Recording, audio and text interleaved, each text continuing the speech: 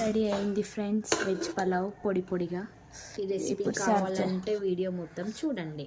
Serve చేసి పొగలు వస్తున్నాయి ఇట్లా వేడి వేడి. పలావ్కి కావాల్సిన ఇంగ్రీడియంట్స్ ఏ వెజిటేబుల్స్ ఉంటే అవి వేసేసేది అంతే. ఆయిల్ తర్వాత మసాలా దినుసులు అంతేనా, గరం మసాలా అన్నీగా ఉన్న మసాలాలన్నీ వేసేసేది. అంటే ఏ పడతా ఫ్లవర్ నెక్స్ట్ ఇక ఆనియన్స్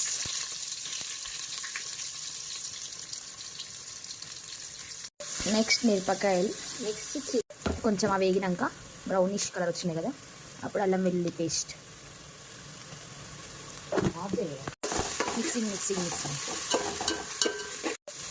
నెక్స్ట్ కొంచెం పసుపు 1 teaspoon, half teaspoon ఏదో సంథింగ్ మిక్స్ చేసి. నెక్స్ట్ పుదీనా, క్యారెట్ అయినట్టే వీడియో. క్యారెట్ నెక్స్ట్ క్యారెట్ వేయాలి, తినాలి అంటే గ్యాప్లో మిల్లిమేకని ఇట్లా చేస్తూ ఉండాలి. పండ్లోనో పనిపాట సంథింగ్. నెక్స్ట్ టమాటా వెజిటబుల్స్ అన్నీ ఫ్రై అయినాక కారం, నెక్స్ట్ సాల్ట్ తగినంత కొని ఇలా చేయాలి. మిల్లిమేకర్ వేయాలి. ధనియాల పొడి అవన్నీ ఉంటే వేసుకోండి, మా ఇంట్లో ప్రజెంట్గా లేవు అందుకని ఏమి వేసలే. మమ్మీ చూసేది ఉందని చెప్పు. ఉంది. ఫైనల్ టచ్ ఇట్లా మిక్స్ చేసేసాలి. దాంట్లో వాటర్ పోసాలి. అది కూడా వేరే తీసాను. ఈ గ్లాస్ రైస్కి ఎన్ని గ్లాస్ వాటర్ నాకే తెలియదు.